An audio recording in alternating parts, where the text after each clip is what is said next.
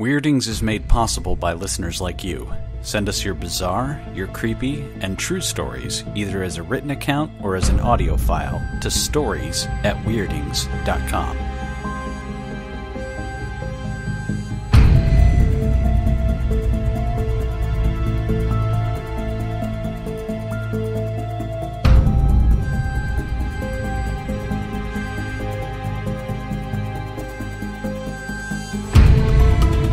Said I saw three black shadows come around the corner of the building, and my heart started throbbing.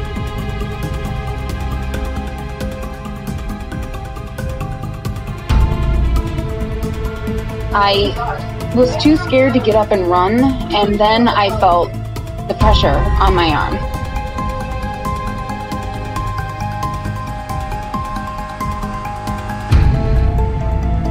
And I could feel its breathing. It was that close. I could feel the heat of its breath.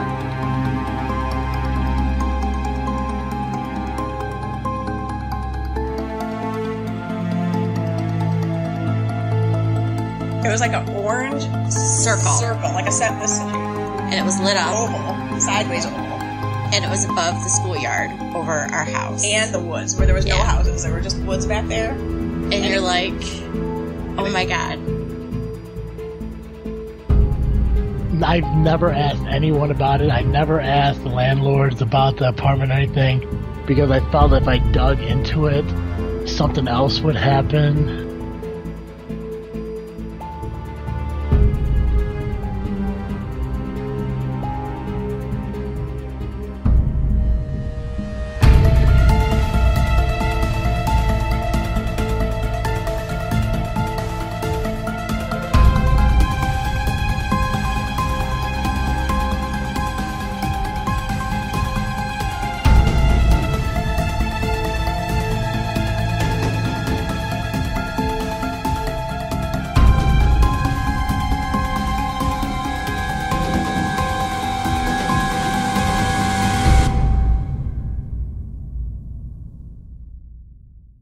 Hello, everyone, and welcome to Season 1, Episode 6 of Weirdings. I'm Jonathan Barra. And I'm Colin McMillan. And this episode, we have some pretty intense stuff for you. Yes. This week's episode focuses on demons. That's right, those horribly evil, malevolent creatures from the nether. Now, we have a little bit of a disclaimer first. We know this is going to be a sensitive subject, and we want to assure you that we're not framing this in any specific religious context. We're rather just reporting on encounters people attribute to entities known as demons. Right. Although you kind of can't talk entirely about demons without there being some sort of at least hint of religiousness there. So there are things you're going to hear in this episode that have a religious connotation to them, but we're not trying to change your mind one way or the other. That's right. So we have a personal account from listener Neil, a self-described skeptic sharing a time when his dad and himself encountered something they couldn't explain, followed by an interview with Demonologist Beverly Fish. In the second half of the show, Colin shares a story from listener Rebecca about another dark encounter. That's right. Starting off, though, as usual, we've got the weekly news of interest, news from the internet. And today we are talking about famous actor and possible cuckoo bananas man, Jim Carrey. Oh, yes, fun. That's right. We've done some celebrity news before with Mazda Jabaz from episode 1. And now we're back in the public spotlight. At the time of this recording, Jim Carrey recently has had yet another weirdo outburst on the red carpet, and he's just been kind of spiraling out over the last couple years. And somebody stop him. Oh, my God. Well, don't worry, because apparently, according to Jim's beliefs, which come from a guy named David Icke, I believe, or maybe Ike, that there won't be a need to stop anybody because the secret society of weaponized reptilian humanoids that controls everything will be stopping us all soon. Oh, the reptoids. Yes, he's a reptoid believer. Now, I should clarify, I really try to keep an open mind about all the paranormal and supernatural stuff that people report, but the secret Puppet Master Reptoid thing, I don't know if I'll ever get behind that. I'm going to need to hear a pretty good story from somebody before I really come to believe in Raptor Jesus or whatever. But apparently Jim Carrey is all about these theories because he became buddy-buddy with David Icke back in the 90s, and David and Icke has been, I love that his name is Icke, by the way. Ick has just been inundating him with these bizarre theories for the whole time. And I guess that after all this time, Carrey is like a true believer now. And it's just so strange to think about. He's saying, Carrey's saying weird stuff like, there is no me, there is just things happening. Here's the thing, it's not our world, that's the key. We don't matter. We don't matter. Oh boy. Yeah. Now, Ick's theories include stuff about robot masters, reptilian masters, and also a lot of his things have a typically anti-Semitic feel to them. So, yeah, this guy is not great news. But don't worry, he is a qualified expert in the world of the paranormal. After all, he used to be a soccer player. Jeez. You know, it's always such a shame when you have these people who have some sort of agenda in mind, who basically fill the field with nonsense. You hear stories about the reptilians. They're one of the big three. Well, there's also any secret conspiracy, government, New World Order stuff that goes with that, you know, the purely human, evil masters theories. Right. But anytime that stuff starts to come across with any sort of racial undertones or classist undertones, it's immediately suspect in my mind. Oh, I agree. At that point, it's about pushing an agenda, and a very unfortunate and sad agenda at that. Messages of hate are never good, you know, no matter what you wrap them up in. Yeah. And it's just a real shame when it comes packaged with somebody who is in a field like ours, where there is already so much noise. Yes, and that makes it even worse. And I couldn't agree with you more. For me, whenever somebody's wacko theory is also like, and the Jews are in on it, or whatever group, like, I'm out at that time. At that point, I can't go with that, because I'm just, yeah. Then it suddenly is like, oh, okay, so this isn't actually about lizard men. This is about racism. You know. Yeah. So.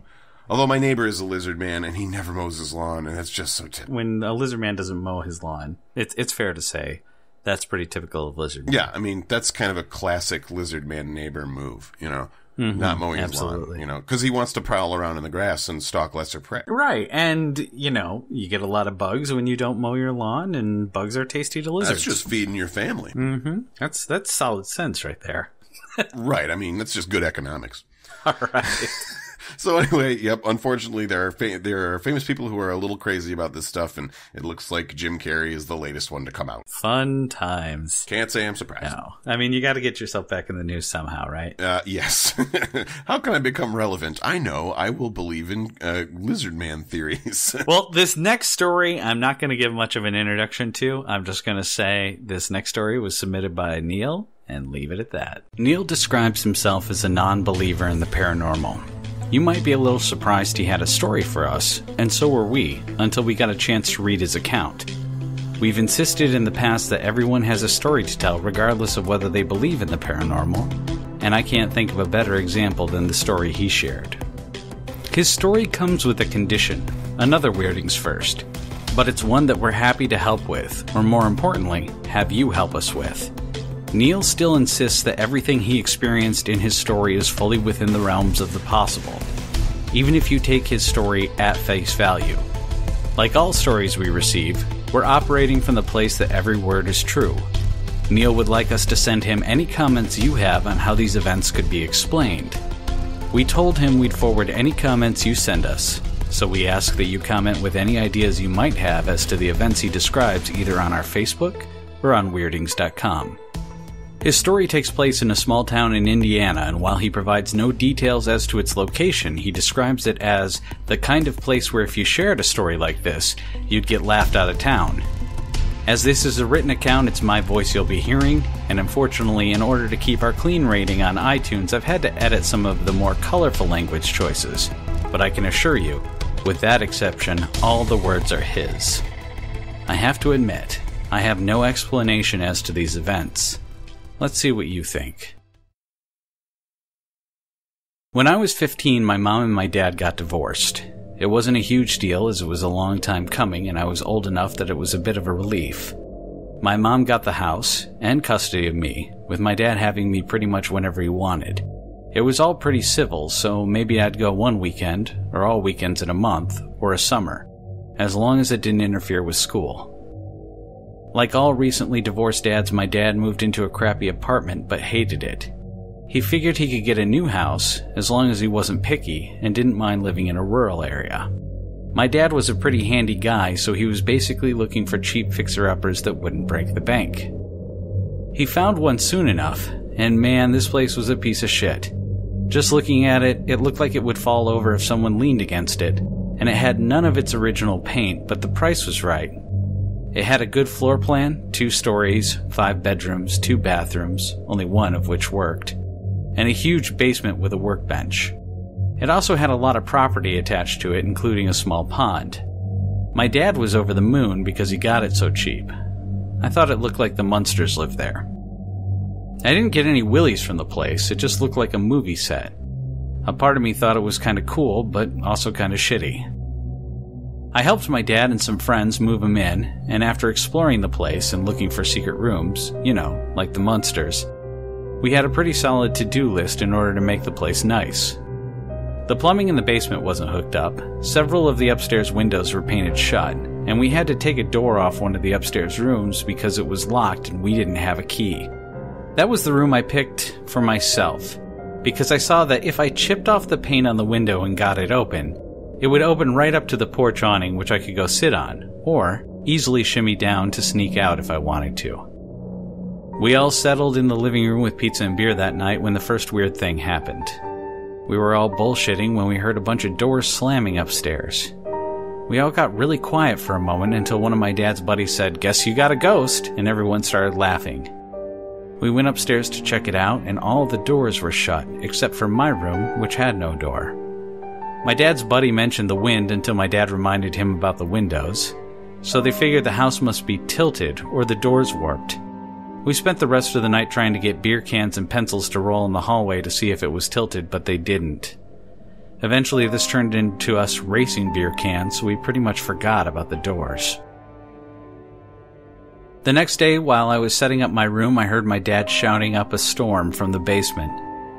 I went down to see what he was yelping about and saw him tinkering with the utility sink that was down there.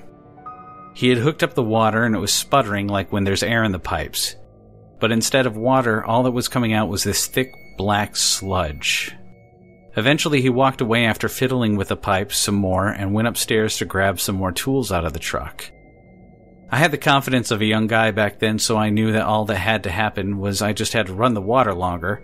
So while my dad was upstairs, I turned on the faucet and let the sludge fly. It was running for about 5 minutes, enough to fill up half of the sink with this nasty-smelling black goo. And when my dad came downstairs and stopped dead in his tracks, I tried to explain what I was doing. His confused look kinda set me on edge. He slowly walked to the sink, turned it off, and showed me where he had disconnected the water pipes right before he went outside. When we turned the sink back on, it hissed again, but nothing came out. We went upstairs and started going through boxes to get his Polaroid, there were no cells back then, to snap a picture of the black sludge in case we needed a plumber. When we got back downstairs, the sink was empty. Not even a ring was left around the drain.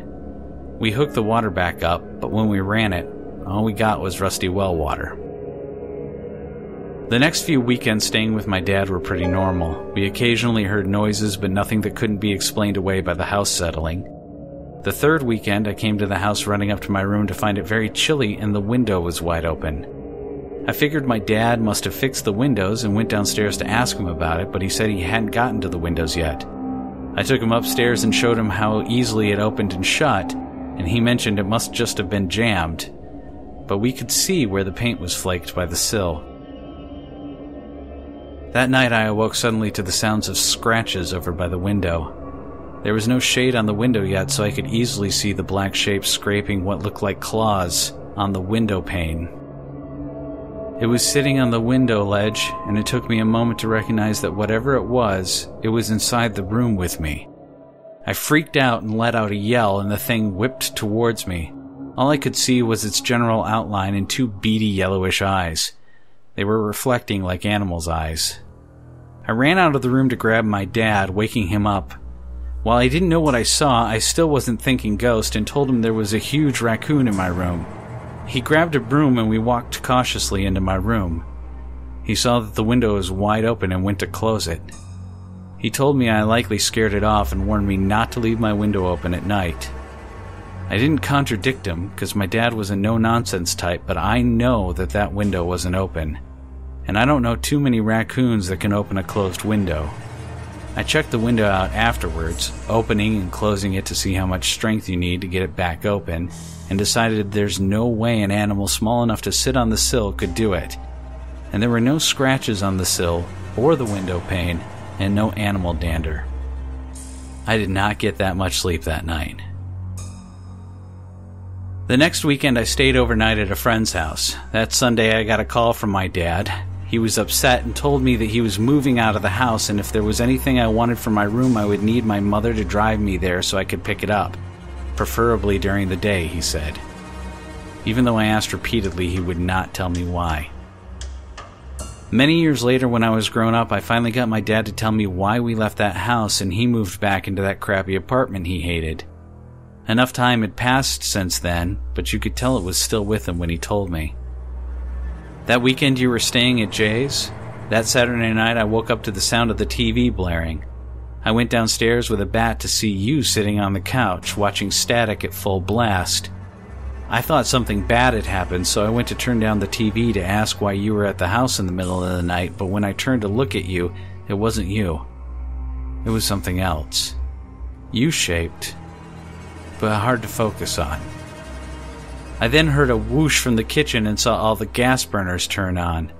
I ran to turn them off, and when I got them all off, I turned around again, and that thing was standing in the doorway to the living room just looking at me. I leapt and barked my shin hard on one of the chairs, and that's when I knew I wasn't dreaming. I ran right into the hall, got my keys and wallet, and drove to the first hotel I saw. Ask my dad about that story now, and he tells it like it was an odd dream, leaving out the part where he barked his shin. I'm okay with that because it makes more sense. I'll tell you this, real or not, neither me or my dad have been back there. I have no idea if it's even still standing or who owns it if it does.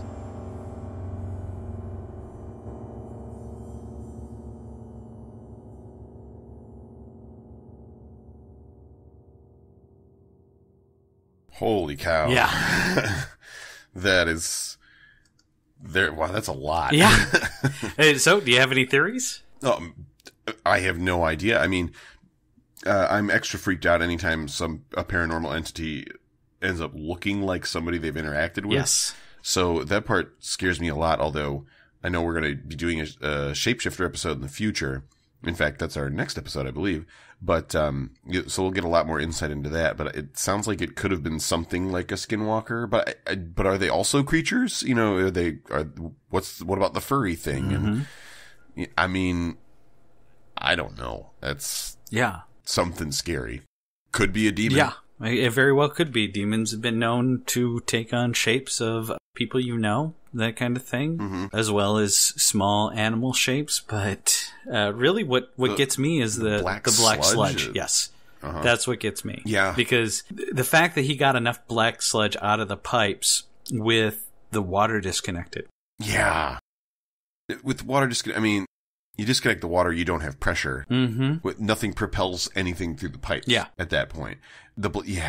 That's I think what freaks me out the most about Neil's story is you've got three separate things going on in the same house. The creature in his room, the sludge in the utility sink in the basement, and then whatever doppelganger thing that is, and poltergeist-like behavior with the gas stove, and it's a lot. Mm-hmm. I mean, it could very well be, and in Neil's mind, since he is a skeptic, that this is a combination of things.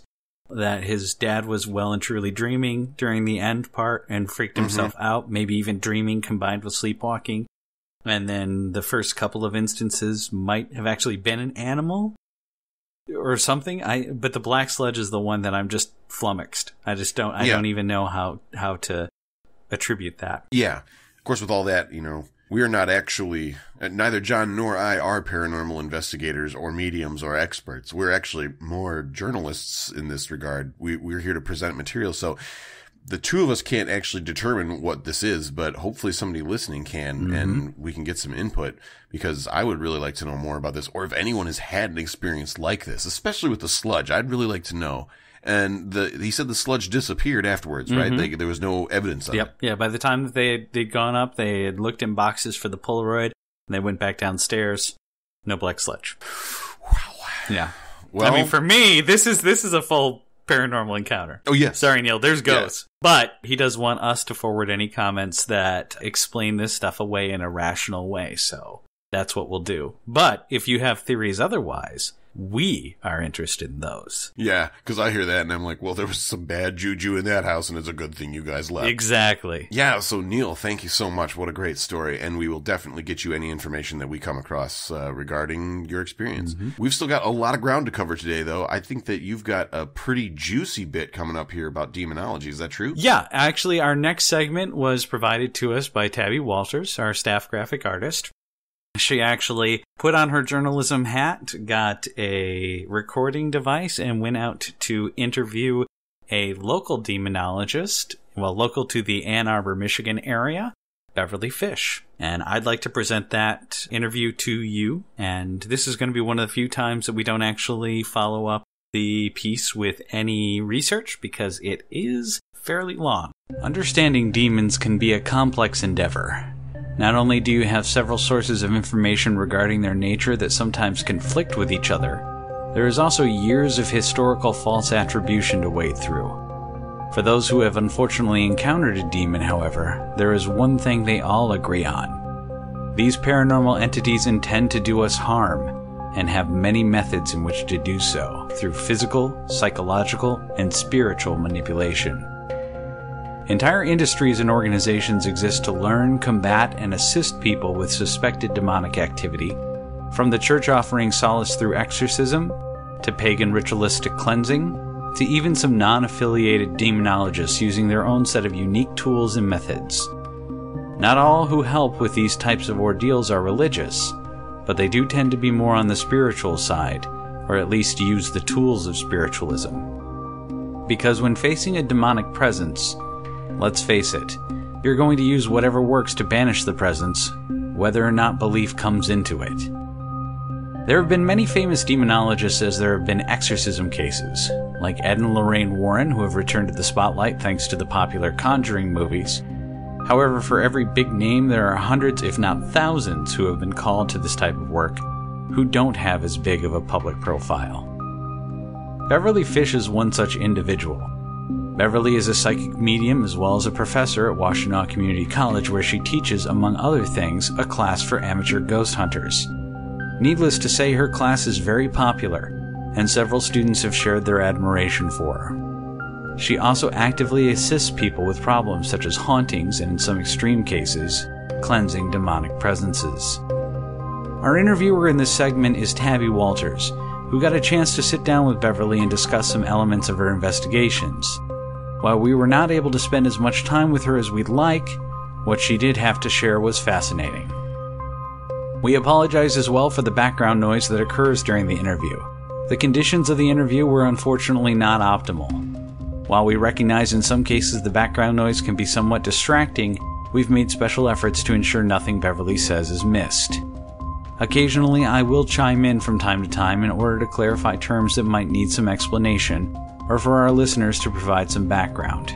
Tabby starts things off by having Beverly share some of her background and how she found herself on this path. Actually, I looked at my chart, and I do have a chart that is very protected, and that I think it was set up that eventually that's what I should do. I really saw that once, I was like, this is what I should do. I kind of gradually went through different phases of my life, but when I finally met up with this, I had tried to get a demon out of houses. I said I would come to houses and say, I think someone's using a Ouija board, and I'd ask that because I want to know, well, if you used a Ouija board, were you looking for, did you ground yourself? Ouija in itself is not evil.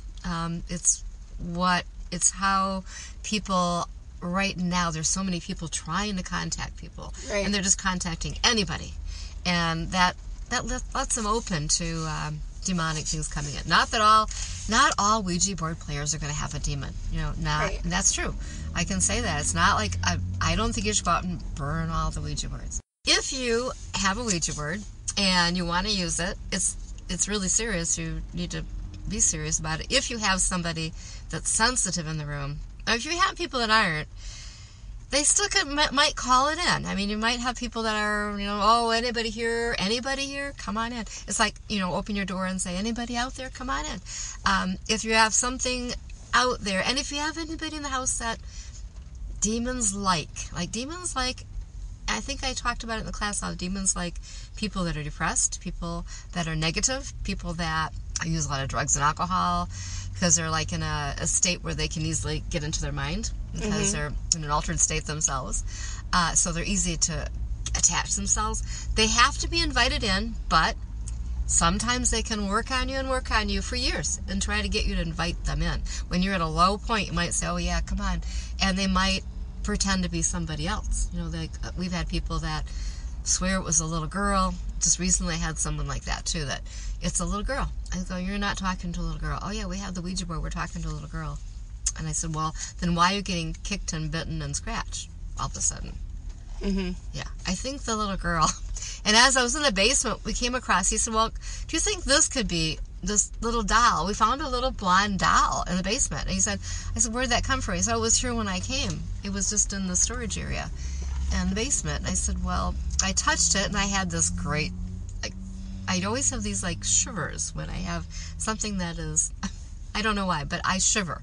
I pick it up and I start to shiver all over. It's a lot of, an energy just goes through me. And I thought, oh, this doll has been used by somebody in a very negative way. I could tell. And I said, do you want me to take that away? And I said, let's put it on the porch right away. Right. Anyway, so we bagged it, salted it, put it on the porch. And then we went about trying to cleanse that house. And it's kind of interesting. There was this little doll, blonde hair. And I said, but the little spirit girl that was talking to you on the Ouija was a little girl with blonde hair, right?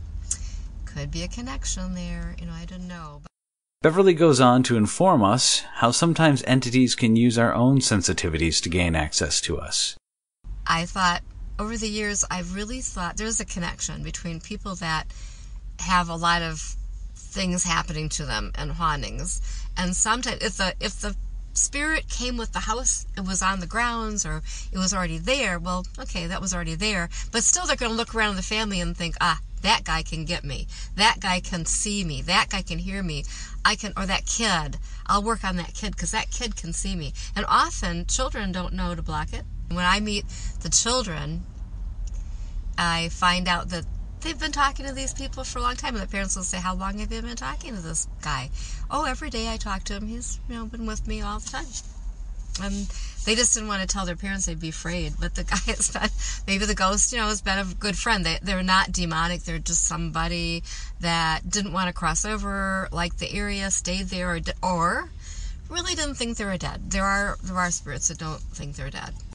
But if they're scratching, they're pushing, they're, hurting that person, attacking that person sexually, like an incubus. Right. If you're doing something, then, yeah, it's demonic. She further elaborates on some of the methods demons can use to manipulate us into inviting them in. They will appear to you as, a dead relative. And so how do you know? I mean, you think you know, but they know they can pick up things, and they can know enough to fool people that they actually are somebody that you can say, okay, you could. And so many times they said, well, yeah, I told them they could stay. You said that? Yep. Okay. Then you invited him in. There you go. So now we got to get rid of him because you invited him in. So they're attached to you. At this point, Beverly starts recounting some of her more troublesome cases and offers us more insight in demonic hierarchies. Over the time that we've done these, it seems that there's things that are so in common, and we try to put, as we meet demons, what kind of demon are they? And they do seem to have a hierarchy. There are some that are not very strong. We meet them and we think, well, they're not very strong. They're very weak. It's going to be easy. Other ones are very strong. It just is different. We've had elementals, which are not humans, but they're not really demonic. And we've had this time when we really saw that there was an elemental, and it was like a little, more like it appeared as like an animal, maybe like a furry little creature, and it seemed to be like a pet of the demon. That's like, I described it as a pet. Like the demon was causing it to attack animals on this farm. And because the animals were getting bit and hurt. Wow, yeah. But they weren't wolves, they weren't dogs, they weren't coyotes. It was weird, it was strange, and a horse had been killed. And we found out, like, I saw this elemental being, and I thought, and I talked to animals anyway. I always had that ability. And the horses were telling me they were scared of this thing, this little animal, this creature. And I saw it finally in the barn, and I thought, but in the house, there's actually a demon. I could tell there was a demon in the house, and I thought, wait a minute. It's almost like the demon has caused this, like, go do my bidding, go and attack the animals. The demon wasn't attacking him. This creature was attacking him. Right. But it seemed like the creature was neutral. Except when a demon was like, I control you. Right. I'm not sure. I mean, we don't know everything there is. We just know what we're seeing and collecting, the evidence that we're getting. Beverly explained to us that occasionally even she needs assistance. In this case, she was helping a couple attempt to expel an incubus, a type of demon that focuses manipulations and harm-causing actions of a sexual nature. Unfortunately, she wasn't having much success with a permanent cleansing, and the invader would resurface after some time had passed, with worse behavior than before. But Samantha Harris, I have to say, is the person that really helped me, because I was like sitting thinking, now why? I mean, I've tried to get rid of these demons, and they've come back and did things to me and my kids, and I pulled back and said, okay, fine, I'm not going to do this. But I knew I had to help these people. Now my kids were grown and they were gone, and it was just me, and I thought, okay, I can do this. And I tried, but I needed to know, how can I really do this? And by saying you have to get everybody in the house involved. Because I'd had a house, I really can't tell their names because they're local, yeah. But there was a house of people that I had worked, when I look back at it, like 5 years. They had something demonic, and I knew it was there, and I heard their story, and I was really like trying. I'd go there every once in a while, try to get rid of it. Is it still here? Yes, it is. Is it ramping up?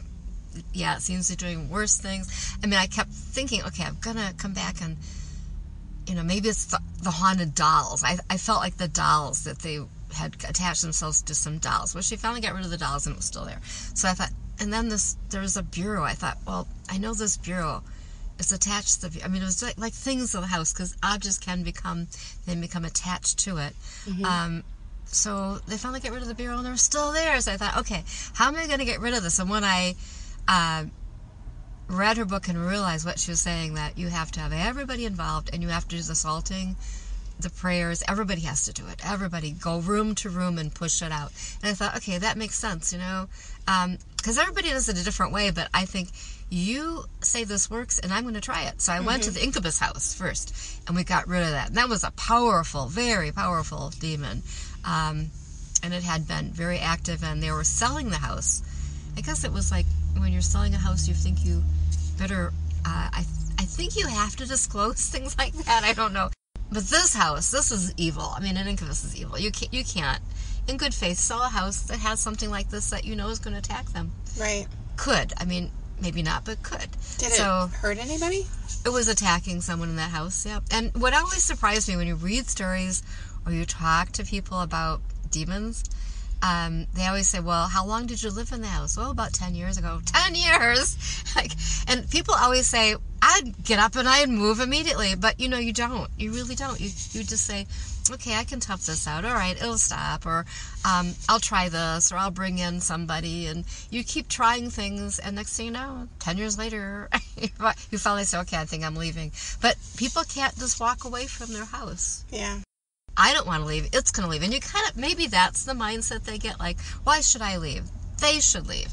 Right. And so you put up with it, but they don't leave. Whew, that's a lot of information. Yeah, it is. I can imagine that Beverly's got more stories that would knock your socks off than you can even imagine. Well, she's been doing this for quite a while. Mm-hmm. You know, some of the parts of the interview that unfortunately were not really usable, she does go a little bit more into her background.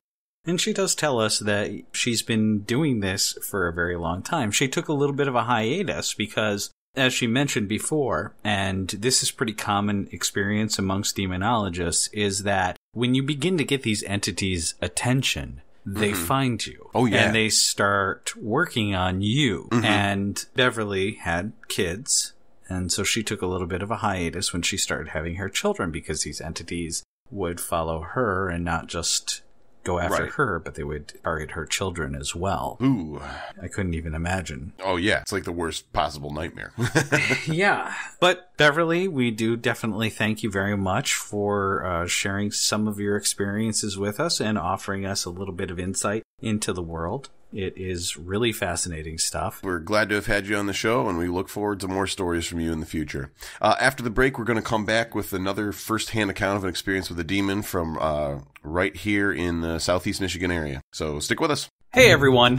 While Colin and I love researching interesting stories for the show, our favorite part is listener contributions. We want to make sure to thank our contributors and let you know how to reach us with your stories. The best way to reach us is via a message through our Facebook page, or contact us via email at stories@weirdings.com. We accept written accounts or recorded audio files.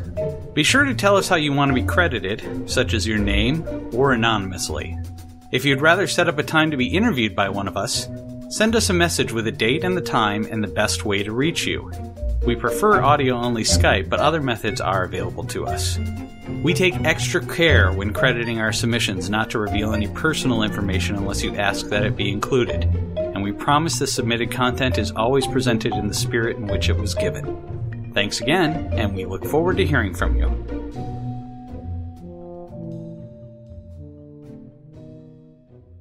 Welcome back, everyone, and thanks for sticking with us. Colin, do you want to tell us anything about this next segment? Not much to say before we start. I mentioned before the break, this comes to us from Southeast Michigan, very close to my home. In fact, it occurs in the town I live right now.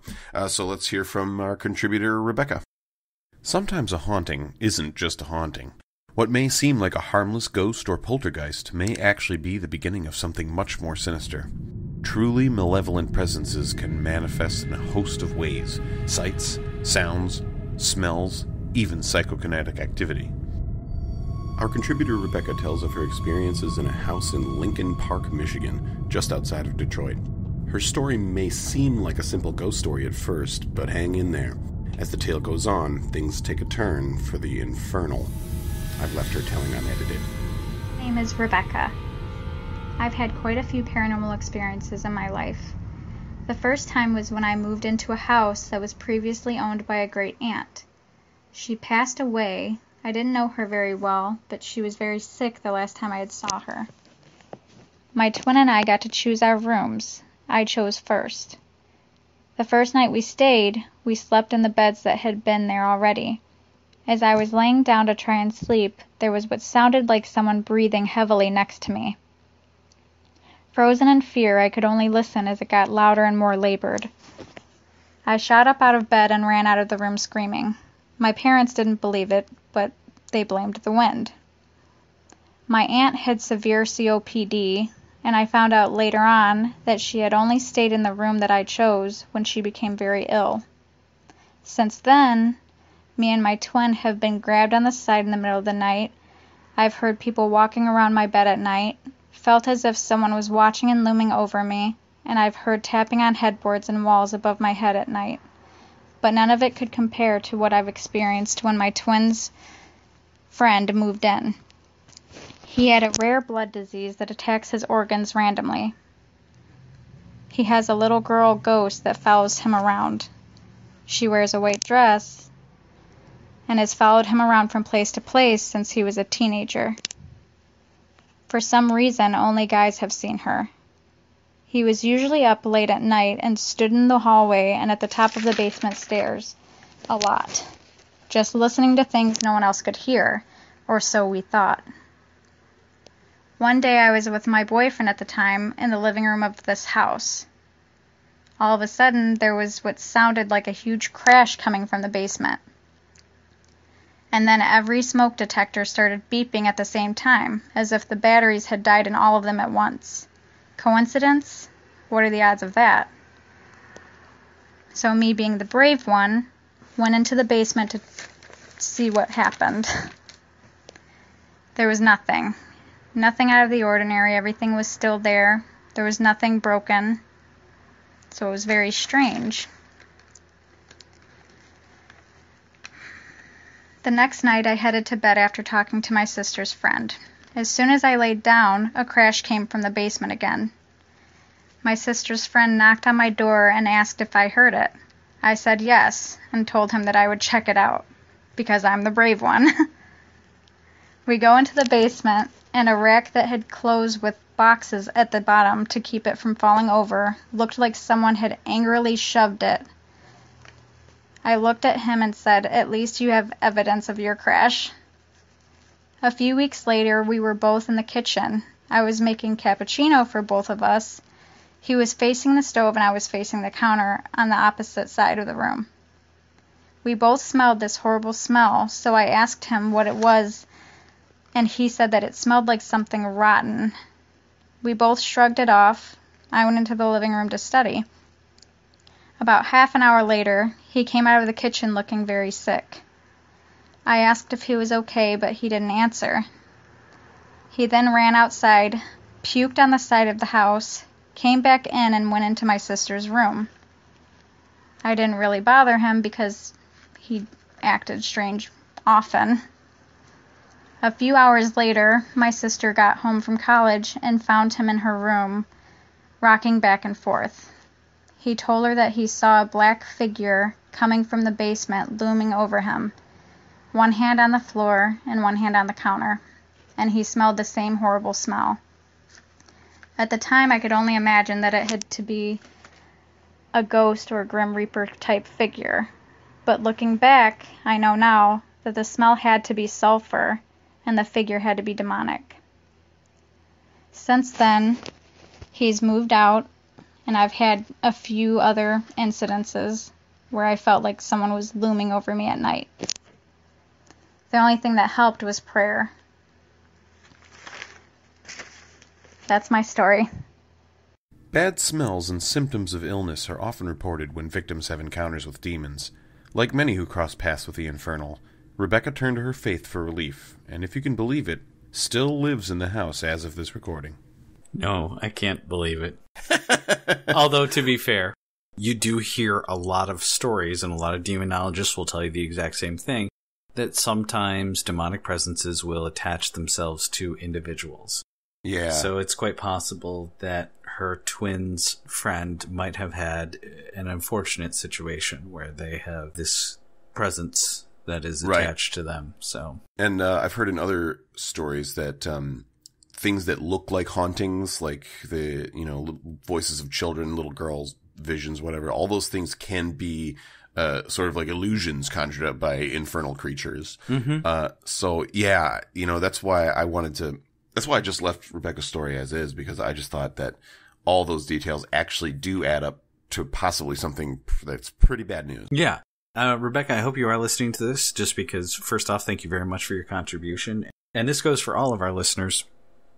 Beverly Fish has offered to provide us with their contact information, so we are going to be putting that in the show notes. You can also, if she is unavailable for a house cleansing or something like that, you can also always send us a message as well. And we will make sure that if you are experiencing a situation like this and you feel that a cleansing is the way for you to resolve it, then we will be more than happy to attempt to get you in touch with an organization that handles this if you do not know how to go about that yourself. That's right. We're not qualified to help you solve your problem, but we can surely put someone in front of you who is. Absolutely. So I know we're running a little short on time. I kept my research on demonic presences pretty light. The good news is there's only one other reported case in the area, and that was in Dearborn, about 10 minutes away from Lincoln Park, and it's very similar to what Rebecca reported. But if you'll indulge me, I did do some research on one very specific demonic presence that I'd like to introduce you to. And he's a demon by the name of Adramelech, who originally appeared in the Hebrew Bible. He was a pagan god worshipped by the Sepharvites. Apparently, they burnt their children in the fire in his name, so he kind of has a Game of Thrones fire god thing going on. And Adramelech also appears in Milton's Paradise Lost as a fallen angel, who's taken out by Uriel and Raphael. And he did all right for himself after that little hiccup, though. According to the Infernal Dictionary, he became president of the demonic senate and achieved another prestigious title, which I'll get to in a second. And I want to take a moment to appreciate Adramelech's incredible fashion sense. He has the body of a man, the head and legs of a mule, and a full-size spread of peacock feathers, presumably for strutting. In short, Adramelech is fabulous. This is why he was named, I shit you not, Supervisor of Satan's Wardrobe. So, worry not, sinful fashion designers. There may be a job in the afterlife waiting for you, but if you're looking to dress the big adversary himself, watch out because the competition is pretty fierce. Gosh. And with that, I think we're going to wrap it up. Next episode is going to be very exciting. Tell them all about it, Johnny. Oh, I get to do the recap this time. Okay. That's right. Well, the next episode is going to be Shapeshifters. Ooh. Yeah, that's right. We are going to talk about all sorts of different shapeshifters. We're going to talk about doppelgangers, skinwalkers, possibly even some werewolves in there, maybe. I haven't quite decided yet. The most mainstream of shapeshifters. Yeah, I know. Definitely not the hipsters of shapeshifters. If you want those are... probably skinwalkers. Yeah, probably skinwalkers. You know, I think I say this every episode, but that's a topic, shapeshifters. That's one that really freaks me out. So it'll probably be an episode full of the willies. To reference Rebecca's piece again, I think we need a brave one. I know. All right. That's all for now. See you all next time. Weirdings is produced and edited by Jonathan Barrop and Colin McMillan. Our theme was composed and produced by David Feslian. You can find this track and many more like it at feslianstudios.com. Additional music was provided by Kevin MacLeod at Incompetech.com, Purple Planet Music at www.purple-planet.com, and the Blake Robinson Synthetic Orchestra at syntheticorchestra.com. Weirdings relies heavily on listener contributions. If you would like to provide content for the show, send your written accounts or audio files of you sharing your experience at stories@weirdings.com. You can also contact us through our Facebook page or through the comments on our webpage at weirdings.com.